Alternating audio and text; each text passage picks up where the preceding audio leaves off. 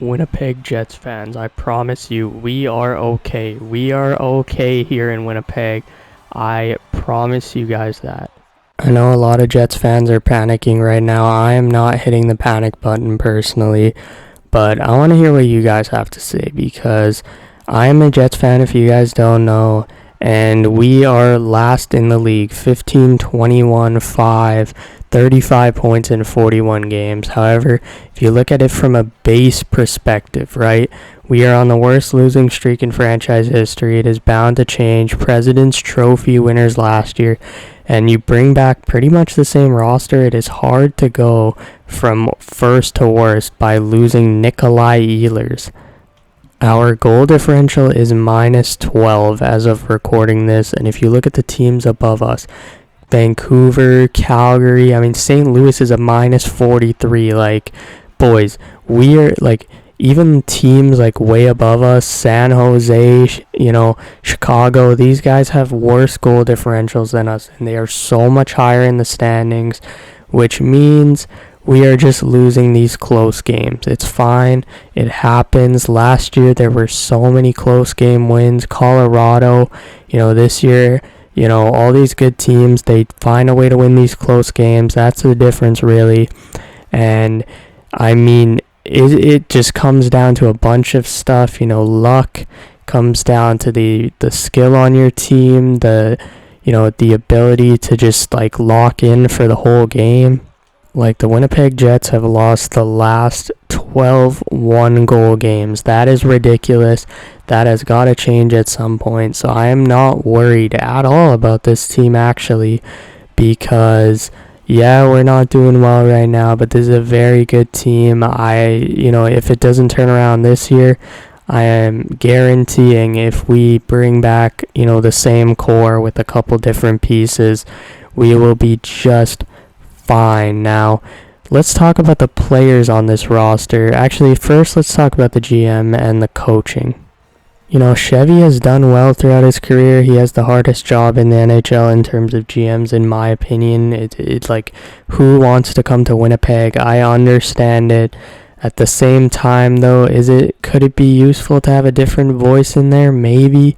I don't know if I necessarily want Chevy fired, but if it's his decision, like these like veteran ass signings and just playing them in the NHL for no reason, even though we're last place, like, man, please, Chevy, your job, in order to keep your job, I want you to, hold on to our guys. Don't do a full yard sale because we're going to be good next year, but trade, don't trade Taves because he's a Winnipeg boy, but trade Nyquist, trade Pearson, trade Koepke, trade, I think I'm missing somebody, but just trade all these guys. Luke Shen, Colin Miller, just trade, like, those 5 guys in particular, just trade them. And the reason you trade them, and if Taves wants out, you can go out too, but the reason you trade them is because, man, like, they're just taking up roster spots at the trade deadline, after the trade deadline, especially if we're still bad. I want to play these young guys. I want Lambert to come up. You can put up Chibrikov. Parker Ford is a guy who nobody knows about. They're going to know about him when he gets to the NHL. And then, in the future, you need to find spots for Yager and, all these guys. Colby Barlow, but we'll talk about the young players later.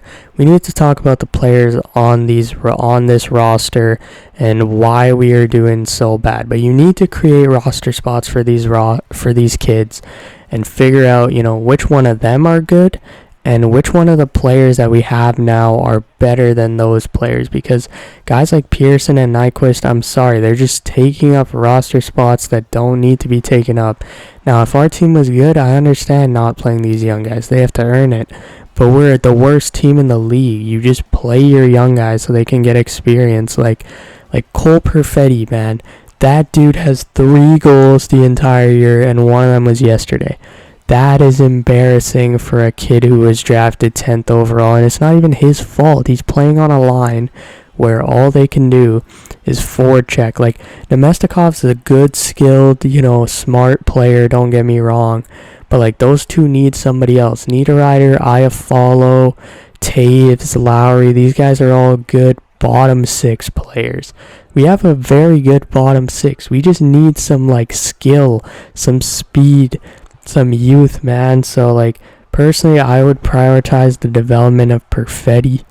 The first line doesn't need any talking about. They're doing amazing. Second line, man, we need, Perfetti, Namestnikov and Perfetti work well together. I would, think about moving Lambert up to that line. Our third and fourth line are good, but playing Chibrikov with a guy like Lowry or a guy like Taves could really help. Playing a guy like Parker Ford with Taves and Iafallo on the fourth line could really help his development. On defense, playing Salmonson in the top 6, I think he showed he's ready when he got called up. Yeah, I mean, the rest of our defense, we can figure that out in the offseason. I think everyone's just kind of having a down year, especially with the puck luck. And then, I mean, in net, I would not worry about Hellebuck one bit. He's having a rough stretch. He's not going to... I think his peak was last year, but he is still the best goalie in the NHL. He is still the MVP. Like, you don't need to touch that. And, Commer's a great teammate, great locker room guy. But, so don't trade him. But next year, I think we should call up Milic. There are so many players on this team who can just play better. And, I mean... I think like DeMello, Samberg, Pionk especially. Neil Pionk can definitely play better. He's getting, hosed out there, but I think it's okay. Like we're gonna be good for a while, or like we're gonna be set for a while. Logan Stanley's playing well. That's nice to see on the forward core. Namestnikov can play better. Niederreiter's playing okay. He's doing his job. But Lowry can score more. Iafallo can probably... he's playing good defensively. He can probably provide more offensively. And, I mean, Taves obviously can provide more. But it's not really these guys' fault when, like, they're all kind of in the wrong role. Like, it's like... I don't know, man. Like I said before, I think we just need some youth. We need an injection of skill, an injection of fun, something for the fan base to cheer for. And we haven't had that in a while. Kyle Connor's kind of the last young player we brought up. Cole Perfetti was a top 10 pick, so obviously he was brought up. Like Lambert, Chibrikov, Yager, Barlow. We have a very good prospect pool. Salmonson, Friedge, Beaumedier, Milic. I just named 8 guys who could be everyday NHLers who are looking like they have that kind of potential. I mean, a guy like Parker Ford, who I mentioned earlier, kind of like a bottom 6 energy guy, like a Morgan Barron type of guy. I mean, those guys are always valuable, but man, like, we have such a good prospect pool. And some of these guys, like Lambert, for example, I feel like it kind of gets blown out of proportion. He's not physical enough to play in the league, which is true. He's not putting up the best numbers in the AHL. Like, it's not like he's dominating the AHL, but like, just give these guys a chance. Give Perfetti a chance to play with this kind of skill, like either Lambert or Chibrikov, or maybe put Lambert on the top line with Connor and Scheifele if you really want to develop him. But stuff like that, like just getting these guys opportunities and reps, I think is going to be so valuable at the end of the season when we look back. And then when these guys come up, it gives opportunity for some of these Moose guys like Yager, who isn't ready, Barlow necessarily isn't ready, and just giving these guys more opportunity in the AHL, to run number 1 power play and stuff like that. I just think it's a good investment, and I think, the Jets should really call up these guys. We are panicking that we're bad, but we really shouldn't panic.